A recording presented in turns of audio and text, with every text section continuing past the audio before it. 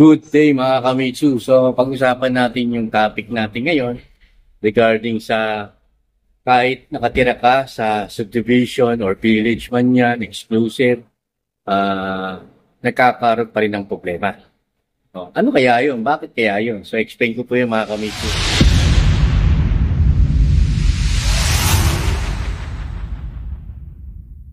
Okay guys, maiksi lang to. Lagi niyong tatandaan mga kamitsu once na nag-CCI tayo. Yung ocular visit ay malaking percent din yan. No? Hindi porket maganda yung trabaho natin, kumpleto yung requirements natin, kailangan pa rin nilang ma-identify kayo kung saan kayo nakatira.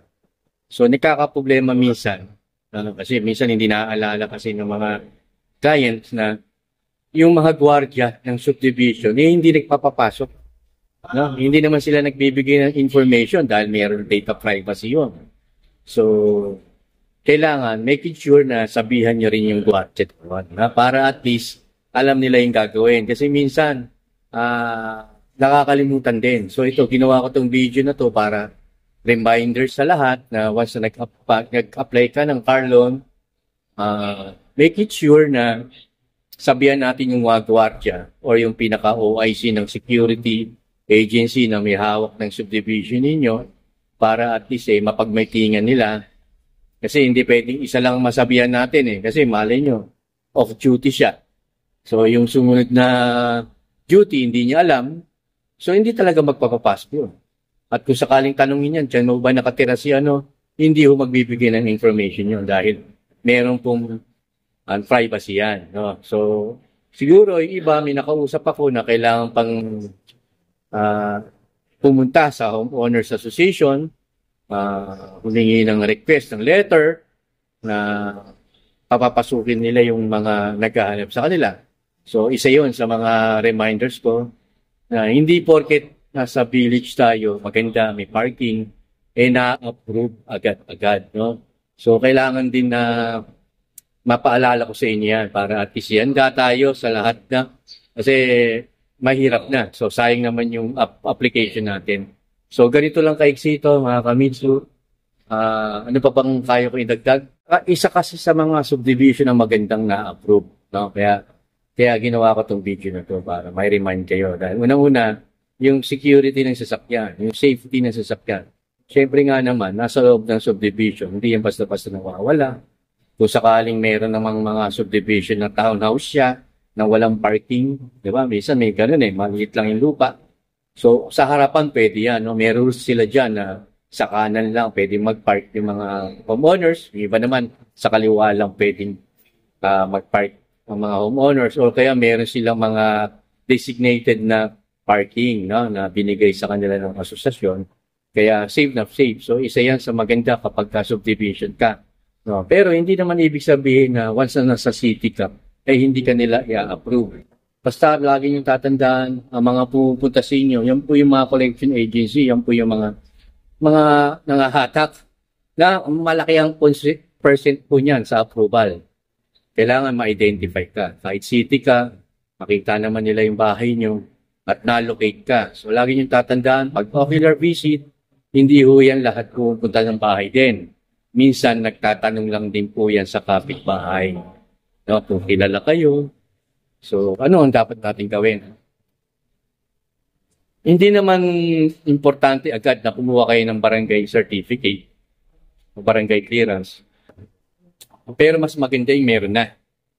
Kasi baka ang mapagtanungan nila kaaway nyo. May sabi ganun di ba? Hindi natin alam, Pilipino di ba? Sabihin kilala nyo pa si Juan de la Cruz.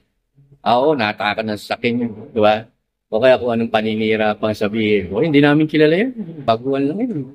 So, pangit nga naman ng feedback niyan. So, make it sure na kumuha na rin tayo. Kung alam nating alanganin tayo, hindi tayo kilala talaga sa barangay ninyo, punta na kayo ng barangay at mag-request na kayo ng barangay certificate para at least pupunta na mismo yung mag-CCI doon.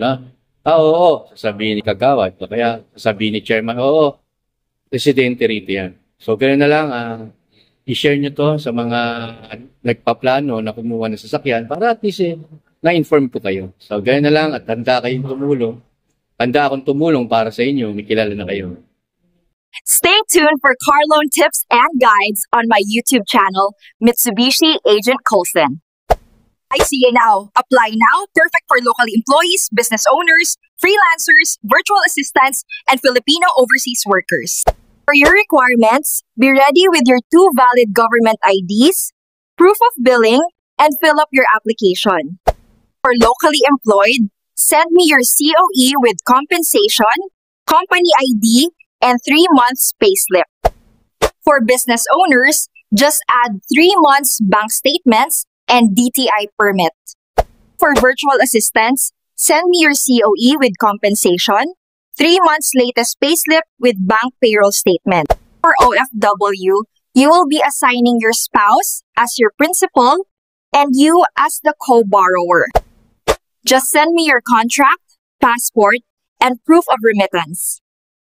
Ano pang hinihintay ninyo? Mag-apply na kayo kay Agent Coulson at mag-subscribe sa kanyang YouTube, Mitsubishi Agent Coulson. Para sa lokal na nagtatrabaho nga publiko o pribado, pwede kayong mag-apply dito. Mag-apply na kay Agent Coulson.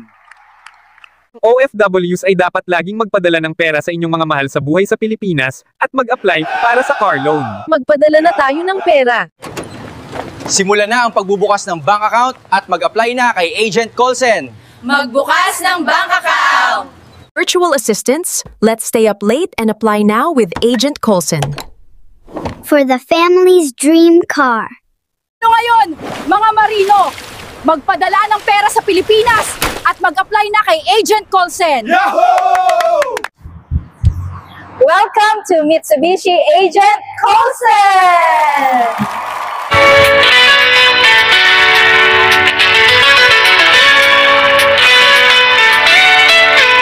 Walang problema kahit anong oras, si Agent Coulson handa sa lahat.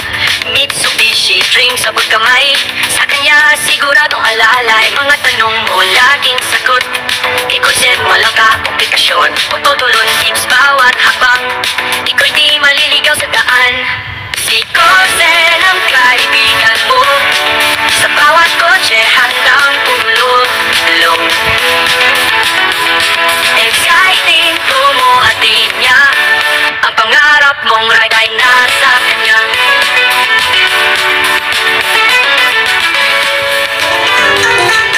Aplikasyon madali, saglit lang at tapos na. Mga papeles ayusin, walang gagastusin pa. Approval natin mataas, lahat pinalalampas. Kahit sino ay pasado, walang naisasang tabi. Promo sa bawat kanto, laging may sorpresa.